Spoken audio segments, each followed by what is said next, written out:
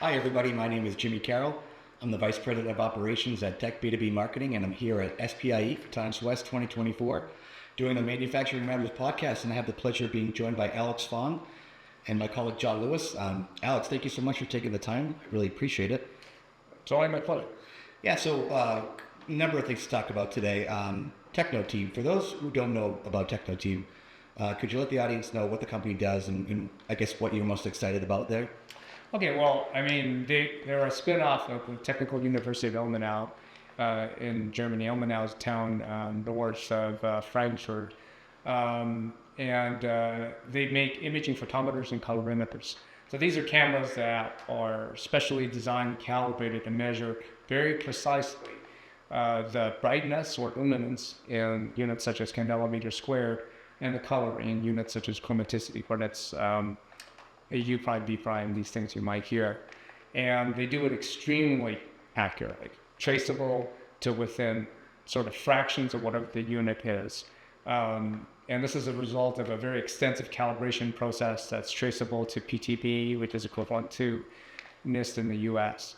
It's essentially like a week-long process of rotating the camera and taking calibrations from every angle, every light level, and every wavelength. Mm-hmm. And that's how you get the kind of precision that's needed by manufacturers and OEMs who are developing, lighting systems, displays, etc. that go into everything from automobiles to consumer electronics.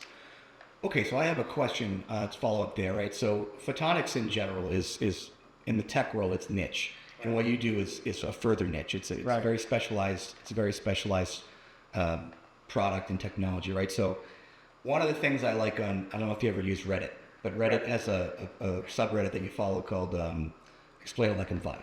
Right. So for those people, if you're having a beer with somebody who's outside of the space, Right. or even somebody who might be, somewhat related to it, how do you explain what a colorimeter and a photometer is and are, Right. and how are they used? Well, I think that the best way to look at it is from the consumer standpoint. So when you get into particularly one of the high-end automobiles, you take like an Audi or something like that, or a Porsche, when you turn the thing on, you're expecting, all the lights in your car, the trim, the gauges, which are now all digital. You're expecting the headlamps, all of them to conform not only to like just minimum regulatory specifications, but they have to perform for you. They have to be satisfying as a consumer. So you have to see like the fuel gauge has to be completely filled in and uniform. The color has to be what you expect. Maybe it's red or whatever. And the red on fuel gauge has to be the same as red on the temperature gauge, it's the same as the speedometer or the tachometer. So that's what you're going to get. With our instrumentation, you're able to measure precisely whether or not those thresholds or requirements are met, and at a level that basically is unprecedented. So now you're able to decide whether or not that component that's incoming is a pass or fail, or if it's something you developed is meeting a spec or needs to go back into design. You said that they're exhibiting over at the SPIE AR/VR. Right.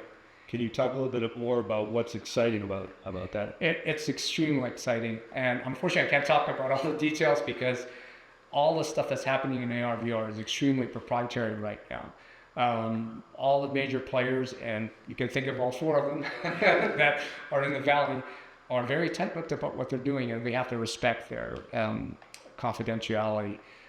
Enough to say, though, that it's going to basically result in some sort of consumer-level product that meets a lot of the shortcomings, fills in the shortcomings that we're seeing right now. So right now, if you try an AR/VR headset, particularly a VR headset, people talk about being dizzy, they'll see horizon limits and things like that, or the image is not uniform, these sorts of things.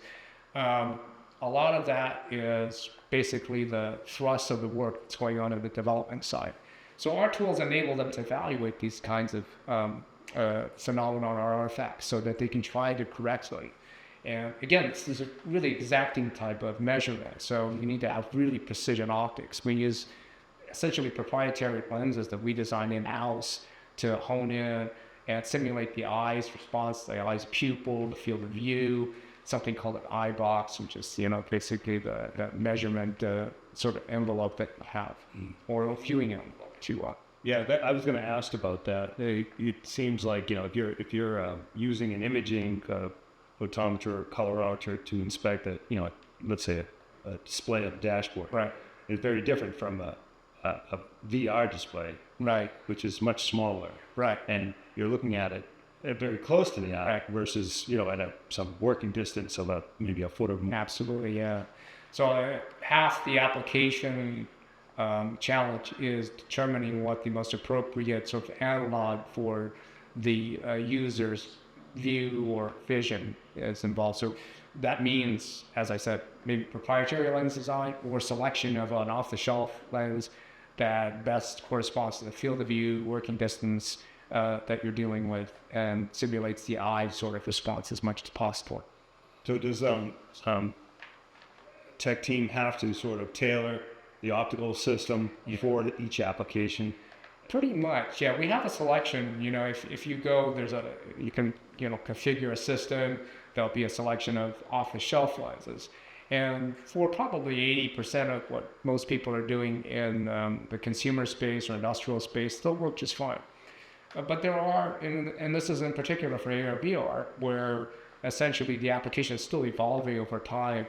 Going to be very specific requirements that you may have to design for or tailor to. And in those cases, then you're getting into pretty fundamental, hardcore optical design metrics like modulation transfer functions, and as I said, sort of distortion measurements and metrics like that to try to get it as close as possible. I want to ask a little bit about AR and VR in general. I mean, obviously, I read Ready Player One and I watched the movie. It's really cool, and that's kind of like probably like the sexy topic in AR, or one of them, right? But the podcast that we do is called Manufacturing Matters, and there are some applications, AR and VR in manufacturing. Right. Any interesting ones that you've encountered? I can't really mention anything that we've actually done. Suffice it to say that, this is all very public knowledge, at least a couple of the major players in this area that we work with. One of the major applications they keep citing is exactly that, the sort of aided manufacturing or some sort of application that's industrial or professional. Yeah. So there's one I speak of. Microsoft talks a lot about using their HoloLens platform for informing like electricians on how to wire houses, and basically almost gamifying the whole process.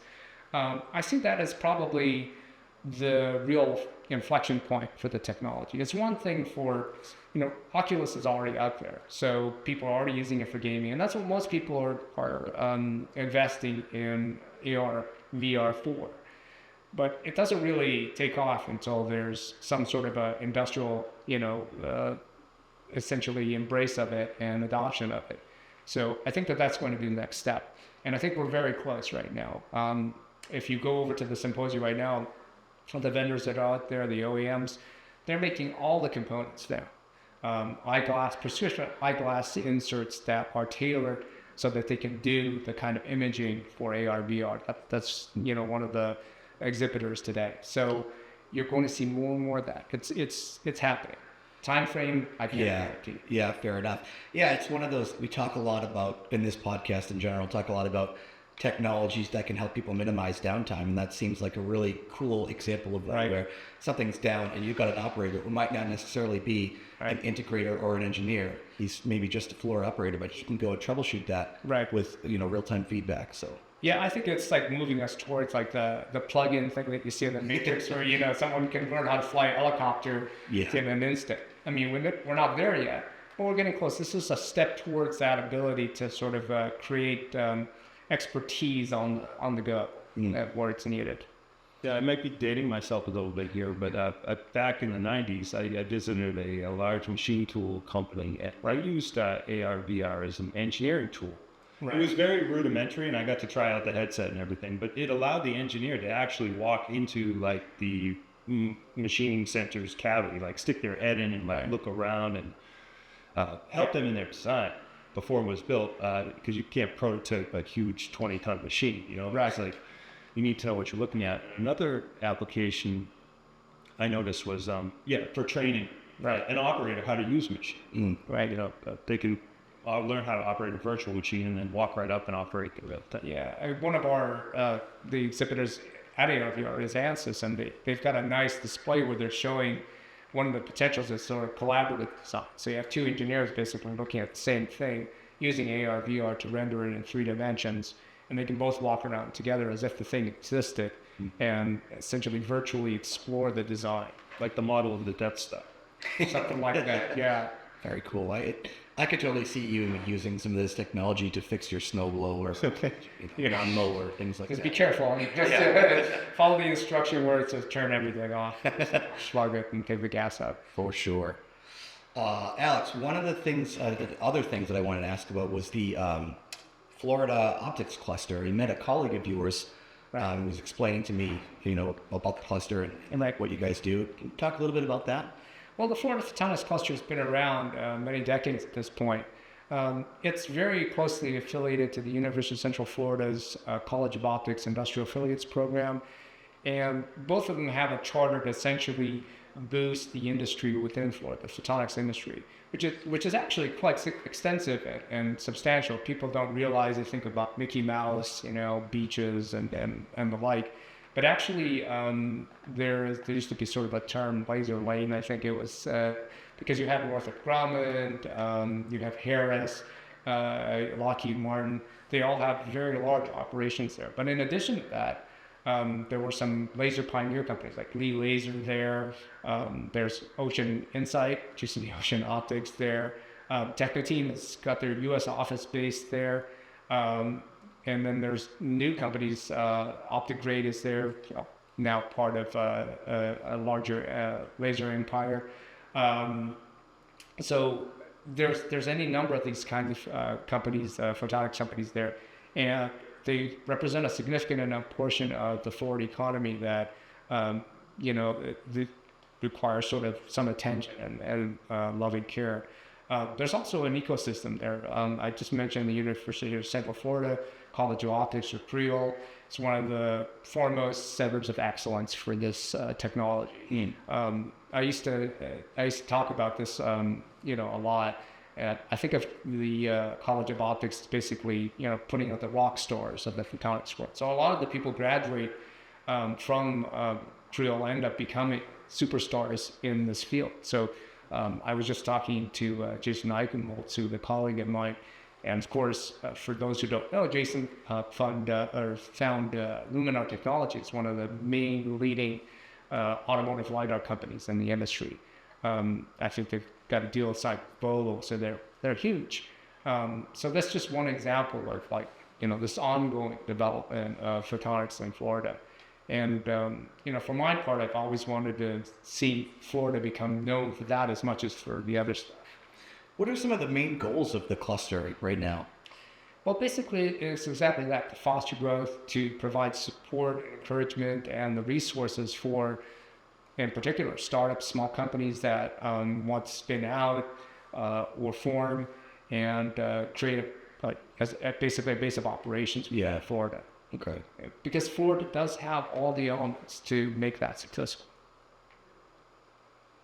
John, anything from... Can you follow up there? No, I don't know. Is there anything we wanted to talk about that we haven't asked you about? I know just another pitch for Florida would say, as if you did not make corporate offices, of course, beautiful beaches, tax-free, basically no income tax, and very favorable tax conditions for companies. And as I said, just enormous support structure within the state for photonics technologies. And feel free to reach out at any time. To know more. Alex, if people do want to reach out or if they want to learn more about TechnoTeam, is it technoteam.com or is our website is www.technoteamvision.com. And then, of course, the Florida Photonics cluster is exactly the same thing on the website. All right. Well, thanks so much for your time. I really appreciate it. You heard it. If you have any questions for Alex, we'd also be willing to take those for you and pass them along. Visit us at manufacturing-matters.com with questions, comments, or if you'd like to come on the podcast. So thanks for either listening or watching.